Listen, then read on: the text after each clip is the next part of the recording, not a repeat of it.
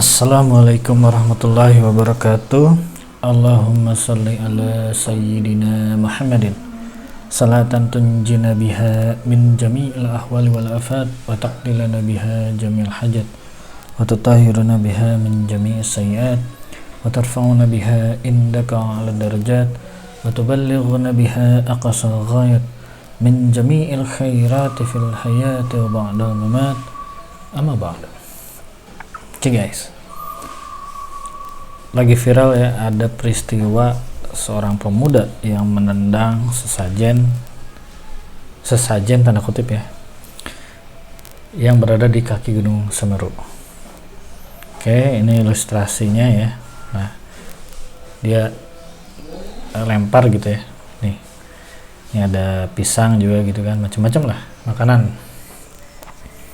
Oke. Sebelumnya saya ingin membahas sebenarnya awal mula sesajen itu gimana sih? Sebenarnya begini cerita awalnya dulu. Nih lengkapnya ya. Ini ada pisang gitu kan, ada sayur, ada kelapa gitu kan, ada telur, wah macam-macam lah, enak. Jadi dulu itu orang itu baik.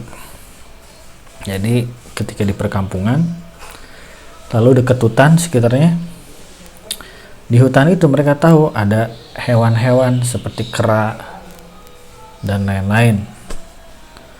Mereka tahu kera juga perlu makan. Nah, daripada si kera ini lapar lalu mencari makanan ke tempat penduduk, lebih baik mereka berinisiatif penduduk nih ya. Jadi dia bikin nih dia sediain nih pisang gitu kan, macam-macam, kelapa, sayuran, macam-macam nih, disimpanlah ini di dalam hutan biar si kera, si monyet yang kelaparan itu bisa makan gitu kan. Nah, kadang disimpanlah di sini kayak asap-asap gitu ya, supaya si kera itu bisa tahu kehadiran makanan ini. Jadi si asapnya tuh menyan ya, itu tuh untuk tanda aja, tanda nih kera di sini nih gitu kan, gue simpan makanan buat lo kalau lo lapar. Jadi jangan lo nyerang ke penduduk gitu kan, jangan lo datang ke tempat penduduk, udah disediain. Ibaratnya anggaplah hutan itu adalah kebun binatang yang gede gitu kan. Nah, orang-orang dulu tuh menyediakan makanan buat mereka melalui sesuatu ya, nampan ini gitu kan. Nah, kejadian ini berulang terus menerus ya. Ada kalanya si bapak ini, misalnya si bapak nih, dia kadang ngajak anaknya.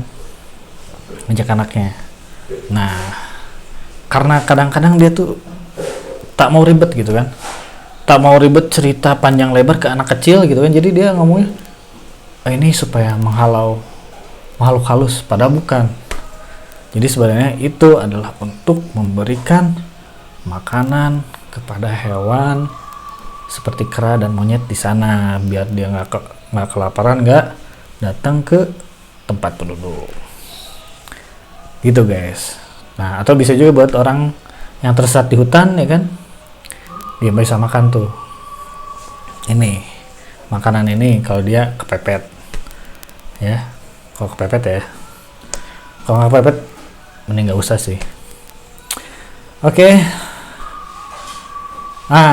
Lalu untuk mereka yang menganggap bahwa ini adalah sesuatu persembahan kepada yang gaib, nah ada